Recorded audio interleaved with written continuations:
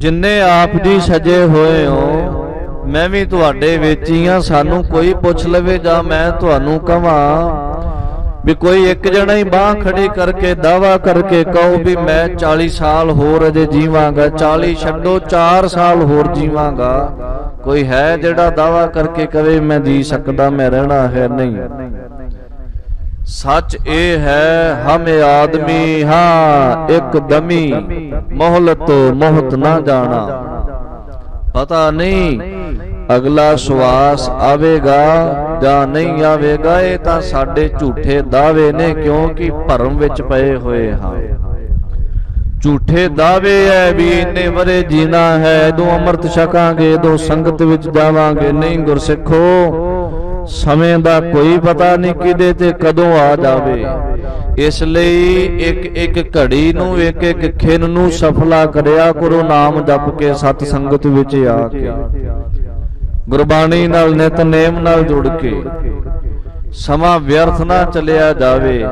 महाराज कहंदे गल हमेशा याद रखियो, परमेश्वर नूं तुसीं कह देने हो भी रब्बा तू बहुत माड़ा कीता, नहीं उन्हें पहला ही गिनती करके भेजिया सी, बंदिया तू दुनिया विच चलिया, तू इन्ने साह लैने है, इन्नी उम्र भोगेगा, ये हुण तेरे हाथ है भी इस नूं सफली करना जां इस नूं बर्बाद करना है।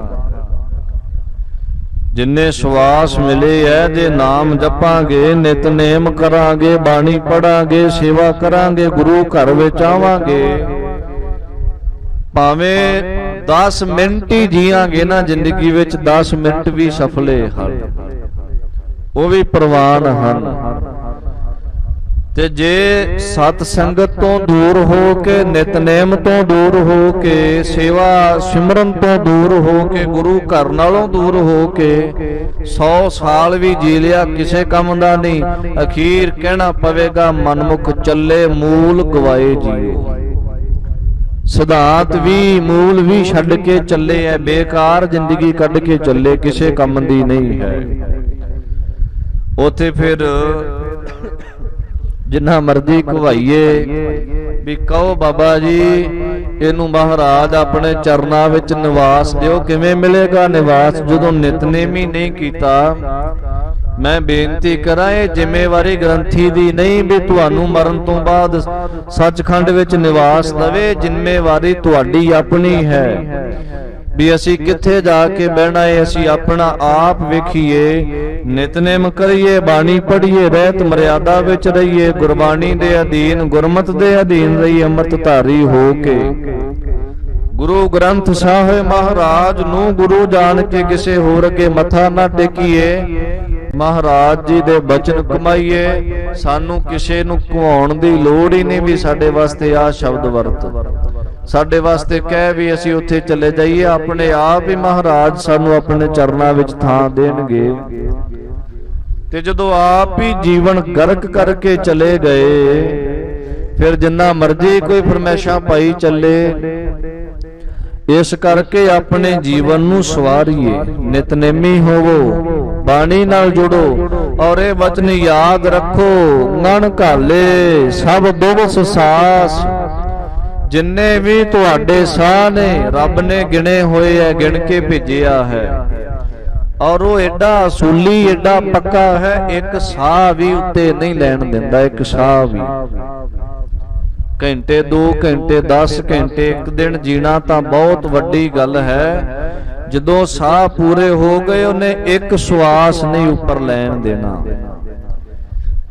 और असूल निरा ये नहीं भी एक साह उत्ते नहीं लैन देना, असूल उहदा ये है एक साह रहिंदिआं भी जान नहीं कढेगा, पूरे करेगा जिन्ने दिते हन।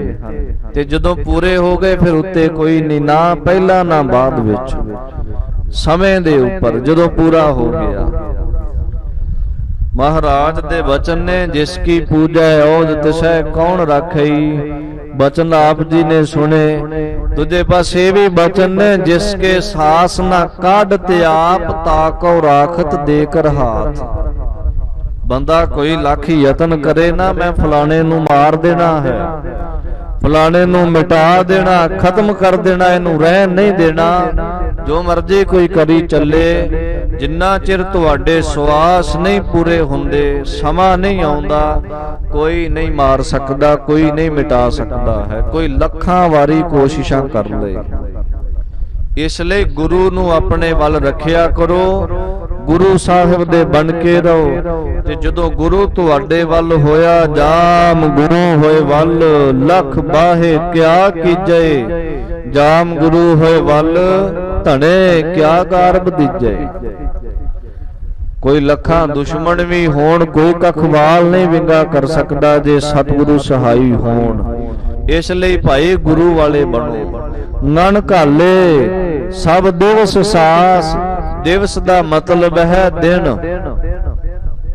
ਜਿੰਨੇ ਦਿਨ ਨੇ ਭੇਜੇ ਹੋਏ ਨੇ ਰੱਬ ਦੇ। ਅੱਜ ਦਾ ਦਿਨ ਲੰਘ ਰਿਹਾ, ਮੈਂ ਇਹ ਬੇਨਤੀ ਆਪ ਜੀ ਨੂੰ ਕਰਾਂ, ਜਦੋਂ ਰਾਤ ਲੰਘਣ ਤੋਂ ਬਾਅਦ ਸਵੇਰੇ ਉੱਠਦੇ ਹੋ ਤੇ ਹੱਥ ਜੋੜ ਕੇ ਪਹਿਲਾਂ ਸ਼ੁਕਰਾਨਾ ਕਰਿਆ ਕਰੋ। ਸਤਿਗੁਰੂ ਆਪ ਜੀ ਦਾ ਸ਼ੁਕਰ ਹੈ, ਆਪ ਜੀ ਨੇ ਕਿਰਪਾ ਕਰਕੇ ਅੱਜ ਦਾ ਦਿਨ ਵੀ ਨਸੀਬ ਕਰਵਾਇਆ। ਮਹਾਰਾਜ ਅੱਜ ਦੇ ਦਿਨ ਵੀ ਦਿੱਤਾ ਹੈ।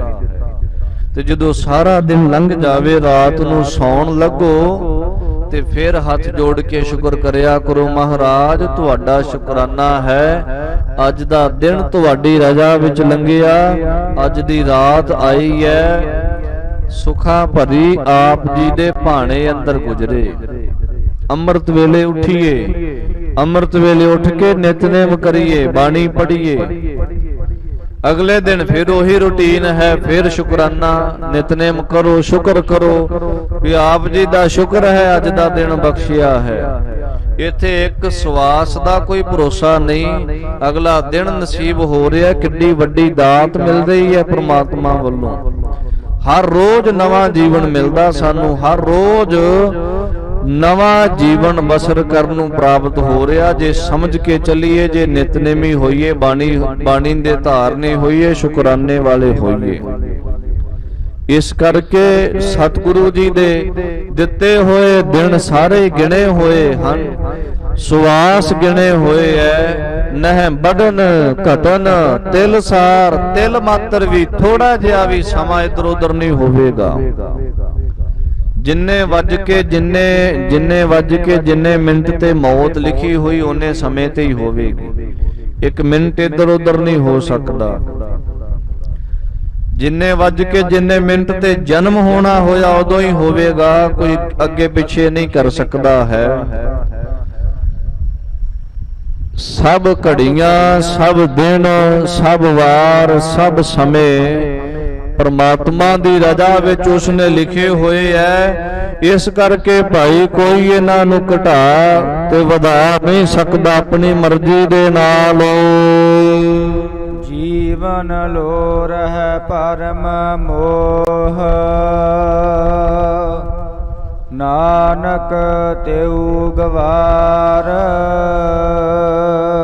ਮਹਾਰਾਜ ਕਹਿੰਦੇ ਮੌਤ ਆਉਂਦੀ ਹੈ, ਮਰ ਜਾਂਦੇ ਆ ਲੋਕ। ਕਈ ਵਾਰੀ ਹੁੰਦਾ ਮਰਨ ਤੋਂ ਬਾਅਦ ਵੀ ਦਹੱਥੜੇ ਮਾਰ ਮਾਰ ਕੇ ਹੀ ਜਾਂਦੇ ਐ, ਇਹਨੂੰ ਇੱਕ ਵਾਰੀ ਉਠਾ ਦੇ, ਇੱਕ ਵਾਰੀ ਆਵਾਜ਼ ਦੇ, ਇੱਕ ਵਾਰੀ ਉੱਠ ਕੇ ਬੋਲ ਆ, ਵੇਖ ਸਾਰਾ ਟੱਬਰ ਤੇਰੇ ਚਾਰ ਚੁਫੇਰੇ ਇਕੱਠਾ ਹੋਇਆ। ਆਮ ਇਹ ਹੁੰਦਾ ਸੰਸਾਰ ਵਿੱਚ।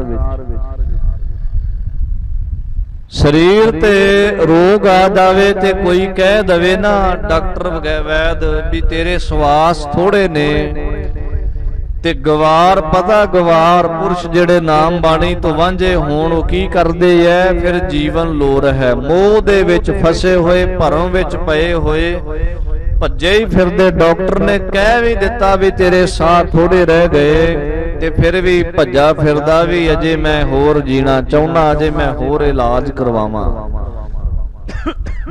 ਇੱਕ ਨੂੰ ਛੱਡਦਾ ਦੂਸਰੇ ਕੋਲ, ਦੂਸਰੇ ਨੂੰ ਛੱਡਦਾ ਦੂਸਰੇ ਕੋਲ, ਥਾਂ ਥਾਂ ਤੇ ਇਲਾਜ ਲੱਭਦਾ ਹੈ, ਦਵਾਈਆਂ ਲੱਭਦਾ। ਸੰਸਾਰ ਵਿੱਚ ਕੋਈ ਐਸੀ ਦਵਾਈ ਮਿਲੇ ਜਿਹਦੇ ਨਾਲ ਮੇਰੇ ਸਾਹ ਨਾ ਨਿਕਲਣ, ਮੈਂ ਬਚਿਆ ਰਵਾਂ, ਮੈਂ ਮਰਾਂ ਨਾ, ਮੇਰੀ ਮੌਤ ਨਾ ਹੋਵੇ। ਕਾਰਨ ਇਹ ਹੈ ਭਰਮ ਵਿੱਚ, ਮੋਹ ਵਿੱਚ ਫਸਿਆ ਹੋਇਆ ਹੈ, ਤੇ ਗਵਾਰ ਵਾਲੀ ਬਿਰਤੀ ਹੈ। ਗਵਾਰ ਜਿਹੜਾ ਨਾਮ ਬਾਣੀ ਨਾ ਜਪੇ, ਨਿਤਨੇਮੀ ਨਾ ਹੋਵੇ, ਬਾਣੀ ਦਾ ਗੁਰਮਤਿ ਦਾ ਧਾਰਨੀ ਨਾ ਹੋਵੇ, ਉਹ ਫਿਰ ਜੀਵਨ ਨੂੰ ਲੋਚਦਾ ਰਹਿੰਦਾ, ਮਰਨ ਤੋਂ ਬਾਅਦ ਵੀ ਉਹਨੂੰ ਉਠਾਉਂਦੇ ਆ ਲੋਕ, ਉੱਠ ਜਾ, ਅਜੇ ਵੀ ਵਾਪਸ ਆ ਜਾ, ਵੀ ਜਿਹੜਾ ਹੋ ਗਿਆ ਕੰਮ, ਹੁਣ ਜਿਹੜਾ ਹੋਣਾ ਸੀ ਹੁਣ ਥੋੜਾ ਵਾਪਸ ਆਵੇਗਾ। ਇਸ ਕਰਕੇ ਗਵਾਰਾਂ ਵਾਲੀ ਬਿਰਤੀ ਨਹੀਂ ਰੱਖਣੀ ਗੁਰਸਿੱਖੋ। ਅਰਦਾਸ ਵਿੱਚ ਜ਼ਿਕਰ ਕਰਦੇ ਹੋ ਨਾ ਮਹਾਰਾਜ ਆਪ ਜੀ ਦੇ ਸਿੱਖਾਂ ਦਾ ਮਨ ਨੀਵਾਂ ਮਤ ਉੱਚੀ, ਇਹ ਹਮੇਸ਼ਾ ਰੱਖਿਆ ਵੀ ਕਰੋ, ਸਿਰਫ ਬੋਲਣ ਵਾਸਤੇ ਨਹੀਂ ਲਿਖਿਆ ਹੋਇਆ।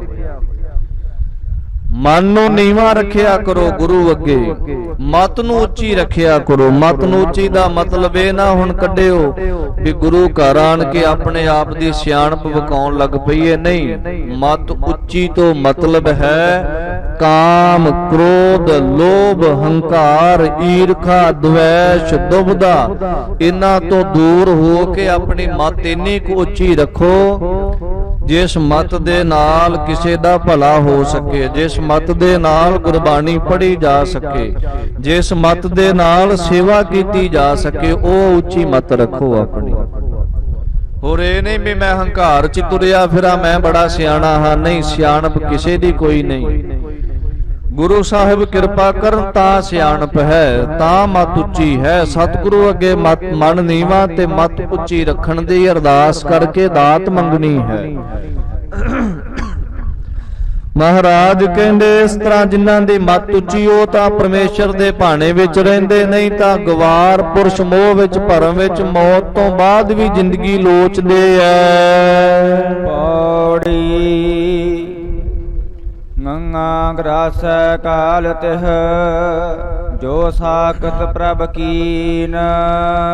ਪੌੜੀ ਰਾਹੀਂ ਉਪਦੇਸ਼ ਬਖਸ਼ਦੇ, ਗੰਗੇ ਅੱਖਰ ਤੋਂ ਉਪਦੇਸ਼ ਆਰੰਭ ਕਰਦੇ ਐ। ਉਹਨੂੰ ਸਭ ਤੋਂ ਮਹਾਰਾਜ ਕਹਿੰਦੇ ਉਹਨੂੰ ਕਾਲ ਗ੍ਰਸਦਾ, ਉਹਨੂੰ ਮੌਤ ਆ ਕੇ ਸਮਾਂ ਆ ਕੇ ਘੇਰ ਦਿੰਦਾ, ਜਿਹਨੂੰ ਪ੍ਰਭੂ ਨੇ ਸਾਖਤ ਬਣਾ ਦਿੱਤਾ। ਭਾਵ ਜਿਹੜੇ ਰੱਬ ਨੂੰ ਭੁੱਲ ਗਏ ਸਾਖਤ ਹੋ ਗਏ। ਗੁਰਮੁਖ ਨੂੰ ਮੌਤ ਆਉਂਦੀ ਹੈ, ਪਰ ਉਹ ਕਹਿੰਦਾ ਇਹ ਪਰਮੇਸ਼ਰ ਦਾ ਹੁਕਮ ਹੈ। ਮਨਮੁਖ ਮਰਦਾ ਤੇ ਚੀਕਾਂ ਮਾਰਦਾ ਵੀ ਕਿਉਂ ਮੌਤ ਹੋ ਗਈ। ਇਸ ਕਰਕੇ ਸਾਖਤ ਜਿਹੜੇ ਆ ਉਹਨਾਂ ਨੂੰ ਕਾਲ ਗ੍ਰਸਦਾ ਫਿਰ ਆ ਕੇ। ਅਨਕ ਜੋਨ ਜਨਮ ਹੈ ਮਰ ਹੈ ਆਤਮ ਰਾਮ ਨਾ ਚੀਨ। ਅਨੇਕਾਂ ਜੂਨਾਂ ਵਿੱਚ ਜੰਮਦੇ ਐ, ਮਰਦੇ ਐ, ਵਾਰ-ਵਾਰ ਕਈ ਜੂਨ ਹੰਡਾਉਂਦੇ ਹਨ। ਔਰ ਮਹਾਰਾਜ ਕਹਿੰਦੇ ਹੁੰਦਾ ਇਸ ਕਰਕੇ ਸਭ ਆਤਮ ਰਾਮ ਨਾ ਚੀਨ, ਕਿਉਂਕਿ ਜਦੋਂ ਮਨੁੱਖਾ ਸਰੀਰ ਮਿਲਿਆ, ਇਸ ਸਰੀਰ ਦੇ ਰਹਿੰਦਿਆਂ ਆਪਣੇ ਅੰਦਰੋਂ ਮਨ ਦੇ ਵਿੱਚ ਪਰਮਾਤਮਾ ਨੂੰ ਪਛਾਣਿਆ ਹੀ ਨਹੀਂ, ਆਤਮਾ ਨੂੰ ਪਰਮਾਤਮਾ ਕਰਕੇ ਜਾਣਿਆ ਹੀ ਨਹੀਂ। ਇਸ ਕਰਕੇ ਫਿਰ ਇਹ ਗਵਾਰਾਂ ਦੀ ਤਰ੍ਹਾਂ ਮਰੇ, ਜੰਮੇ, ਫਿਰ ਮਰੇ, ਫਿਰ ਜੰਮੇ, ਇਹ ਜੂਨਾਂ ਹੰਡਾਉਣੀਆਂ ਪਈਆਂ। ਗਿਆਨ ਧਿਆਨ ਤਾਹੂ ਕਾਏ। ਭਾਈ ਪਰਮੇਸ਼ਰ ਦੇ ਘਰ ਦਾ ਇਹ ਜਿੰਨਾ ਮਹਾਰਾਜ ਬਖਸ਼ਿਸ਼ ਕਰ ਰਹੇ, ਇਹ ਗਿਆਨ, ਨਿਰਗੁਣ ਸਰੂਪ ਦਾ ਗਿਆਨ, ਸਰਗੁਣ ਸਰੂਪ ਦਾ ਧਿਆਨ ਉਦੋਂ ਲੱਗਦਾ, ਉਦੋਂ ਆਉਂਦਾ ਹੈ ਜਦੋਂ ਮਹਾਰਾਜ ਦੀ ਦਇਆ ਵਰਤਦੀ। ਹਰ ਕਿਰਪਾ ਜਿਹ ਆਪ ਦਿਵਾਏ। ਉਹਨੂੰ ਇਹ ਬਖਸ਼ਿਸ਼ਾਂ ਮਿਲਦੀਆਂ ਜਿਹਦੇ ਤੇ ਆਪ ਸਤਿਗੁਰੂ ਜੀ ਕਿਰਪਾ ਕਰਕੇ ਦਾਤ ਝੋਲੀ ਵਿੱਚ ਪਾ ਦਿੰਦੇ ਹਨ। ਦੀ ਗਣੀ ਨਹੀਂ ਕੋ ਛੂਟੈ। ਗਿਣਤੀਆਂ ਗਿਣਨ ਦੇ ਨਾਲ ਕਿਸੇ ਦਾ ਛੁਟਕਾਰਾ ਨਹੀਂ ਹੋ ਸਕਦਾ। ਜੇ ਕਹੀਏ ਨਾ ਵੀ ਮੈਂ ਵੇਦ ਬੜੇ ਪੜ੍ਹੇ ਨੇ, ਮੈਂ ਸ਼ਾਸਤਰ ਬੜੇ ਰਟੇ, ਮੈਂ ਧਾਰਮਿਕ ਗ੍ਰੰਥ ਬੜੇ ਪੜ੍ਹੇ ਨੇ, ਤੇ ਫਿਰ ਇਹਨਾਂ ਨੂੰ ਪੜ੍ਹਨ ਦੇ ਨਾਲ ਹੁਣ ਮੈਂ ਜੂਨਾਂ ਤੋਂ ਬਚ ਜਾਵਾਂਗਾ, ਨਹੀਂ। ਮੈਂ ਗਿਣ ਕੇ ਜਿੰਨੇ ਮਰਜ਼ੀ ਗ੍ਰੰਥ ਦੱਸੀ ਜਾਵਾਂ ਤੁਹਾਨੂੰ, ਮੈਂ ਆ ਵੀ ਪੜ੍ਹਿਆ, ਮੈਂ ਆ ਵੀ ਪੜ੍ਹਿਆ, ਉਹਦਾ ਕੀ ਲਾਹਾ। ਅਸਰ ਉਦੋਂ ਹੈ ਜਦੋਂ ਉਹਨਾਂ ਤੇ ਅਮਲ ਕਰਾਂਗਾ। ਜੋ ਪੜ੍ਹਿਆ ਹੈ ਉਹਦੇ ਤੇ ਅਮਲ ਕਰੀਏ। ਬਾਣੀਆਂ ਦੀ ਗਿਣਤੀ ਨਾ ਕਰਿਆ ਕਰੋ, ਇਹ ਮੈਂ ਬੇਨਤੀ ਆਪ ਜੀ ਨੂੰ ਕਰਾਂ। ਨਿਤਨੇਮ ਕਰਦੇ ਹੋ, ਮੈਂ ਵੀ ਕਥਾ ਵਿੱਚ ਬੇਨਤੀ ਕਰਦਾ ਹੁੰਨਾ, ਕਦੇ ਗੁਰੂ ਸਾਹਿਬ ਅੱਗੇ ਅਰਦਾਸ ਨਿਤਨੇਮ ਦੇ ਵਿੱਚ ਇਹ ਨਾ ਕਿਹਾ ਕਰੋ ਮਹਾਰਾਜ ਮੈਂ ਆ ਵੀ ਬਾਣੀ ਪੜ੍ਹੀ, ਆ ਵੀ ਬਾਣੀ ਪੜ੍ਹੀ, ਨਹੀਂ। ਮੇਰੇ ਸਤਿਗੁਰੂ ਸੱਚੇ ਪਾਤਸ਼ਾਹ ਜੀ ਤਰਸ ਕੀਤਾ, ਤੁਸੀਂ ਇੰਨਾ ਨਿਤਨੇਮ ਕਰਵਾਇਆ ਹੈ, ਆਪ ਜੀ ਜਾਣਦੇ ਹੋ।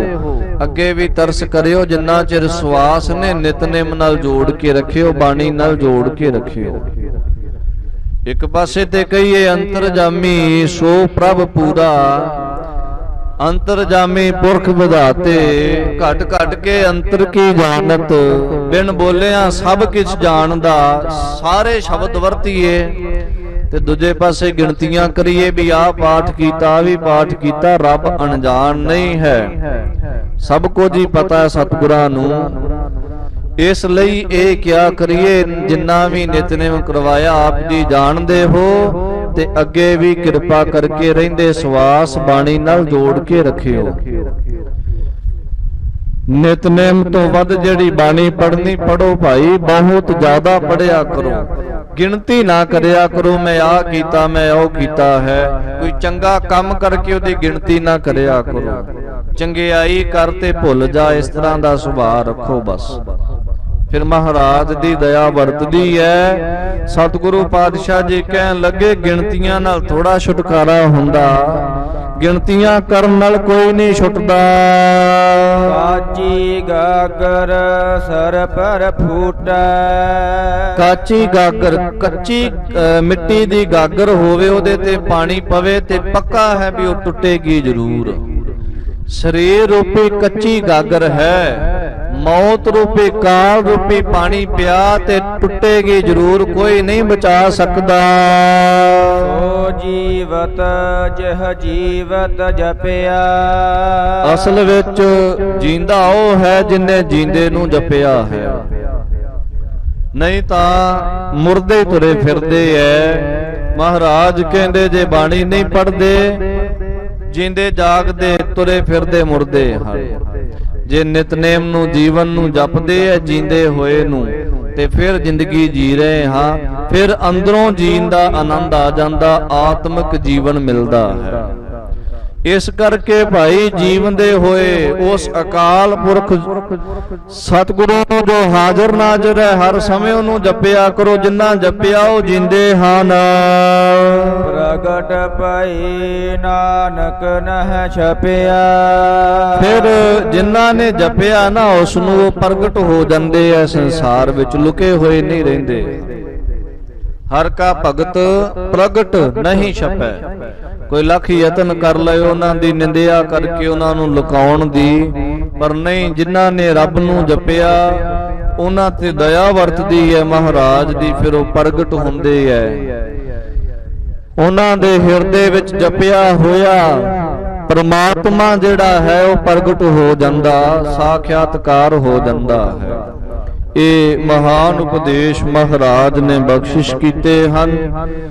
ਸਤਿਗੁਰੂ ਸੱਚੇ ਪਾਤਸ਼ਾਹ ਜੀ ਦੀ ਪਾਵਨ ਉਸਤਤ ਵਡਿਆਈ ਕਰਦਿਆਂ ਬੇਅੰਤ ਪ੍ਰਕਾਰ ਦੀਆਂ ਭੁੱਲਾਂ ਗਲਤੀਆਂ ਹੋ ਗਈਆਂ ਹੋਣਗੀਆਂ ਜੀ, ਅਣਜਾਣ ਸਮਝ ਕੇ ਖਿਮਾ ਕਰਿਓ। ਅਰਦਾਸ ਬੇਨਤੀ ਕਰਿਓ ਜੀ, ਸਤਿਗੁਰੂ ਮਤ ਬਖਸ਼ ਦੇਣ, ਕਥਾ ਕਰਨ ਦੀ ਜਾਚ ਆ ਜਾਵੇ। ਸਤਿਗੁਰਾਂ ਦੀ ਇਹ ਵੱਡੀ ਵਡਿਆਈ ਹੈ, ਉਸਤਤ ਹੈ, ਮਹਾਰਾਜ ਆਪ ਹੀ ਕਰਵਾਉਣ ਤਾਂ ਹੋ ਸਕਦੀ। ਇਸ ਕਰਕੇ ਇਹ ਦਇਆ ਇਹ ਤਰਸ ਮਹਾਰਾਜ ਬਣਾਈ ਰੱਖਣ, ਆਪਣੀ ਵਡਿਆਈ ਉਪਮਾ ਕਰਵਾਉਂਦੇ ਰਹਿਣ। ਬਹੁਤ ਬਹੁਤ ਧੰਨਵਾਦ। ਧੰਨ ਸਤਿਗੁਰੂ ਸ੍ਰੀ ਗੁਰੂ ਗ੍ਰੰਥ ਸਾਹਿਬ ਜੀ ਦਾ, ਆਪ ਸਮੂਹ ਗੁਰੂ ਕੀ ਸੰਗਤ ਦਾ ਧੰਨਵਾਦ। ਇਸੇ ਤਰ੍ਹਾਂ ਸੰਧਿਆ ਦੇ ਸ਼ਾਮ ਦੇ ਦੀਵਾਨਾਂ ਵਿੱਚ ਵੀ ਹਾਜ਼ਰੀਆਂ ਭਰ ਕੇ ਗੁਰ ਇਤਿਹਾਸ ਦੀ ਕਥਾ, ਗੁਰਮਤਿ ਦੀਆਂ ਵਿਚਾਰਾਂ, ਗੁਰਬਾਣੀ ਦਾ ਕੀਰਤਨ ਆਪ ਜੀ ਨੇ ਸੁਣਨਾ। ਮਹਾਰਾਜ ਕਿਰਪਾ ਕਰਨ। 7 ਤਰੀਕ ਨੂੰ ਮਹਾਪੁਰਖ ਸ਼੍ਰੀਮਾਨ ਸੰਤ ਗਿਆਨੀ ਹਰਨਾਮ ਸਿੰਘ ਜੀ ਖਾਲਸਾ ਪਿੰਡਰਾਂ ਵਾਲੇ ਮਹਾਪੁਰਖ ਵਿਸ਼ੇਸ਼ ਰੂਪ ਵਿੱਚ ਹਾਜ਼ਰੀ ਭਰ ਕੇ ਵੱਡੇ ਮਹਾਨ ਗੁਰਮਤਿ ਸਮਾਗਮ ਵਿੱਚ ਵਿਸ਼ੇਸ਼ ਦੀਵਾਨ ਸਜਾਏ ਜਾਣੇ ਹਨ, ਜਿਨ੍ਹਾਂ ਵਿੱਚ ਮਹਾਪੁਰਖ ਸੰਤ ਮਹਾਪੁਰਖ ਹੋਰ ਵੀ ਹਾਜ਼ਰੀਆਂ ਭਰਨਗੇ। ਸਤਿਗੁਰਾਂ ਦੀ ਵਡਿਆਈ ਉਪਮਾ ਦੇ ਨਾਲ ਆਪ ਜੀ ਨੂੰ ਜੋੜਨਗੇ ਜੀ। ਇਹ ਬੇਨਤੀਆਂ ਪ੍ਰਵਾਨ ਕਰਿਓ। ਸਮਾਪਤੀ ਦੀਆਂ ਪੰਕਤੀਆਂ ਪੜੋ, ਗੁਰ ਫਤਿਹ ਵਿੱਚ ਸਾਂਝ ਪਾਈਏ ਜੀ। ਸੋ ਜੀਵਤ ਜਿਹ ਜੀਵਤ ਜਪਿਆ, ਪ੍ਰਗਟ ਭਏ ਨਾਨਕ ਨਹਿ ਛਪਿਆ। ਵਾਹਿਗੁਰੂ ਜੀ ਕਾ ਖਾਲਸਾ, ਵਾਹਿਗੁਰੂ ਜੀ ਕੀ ਫਤਿਹ।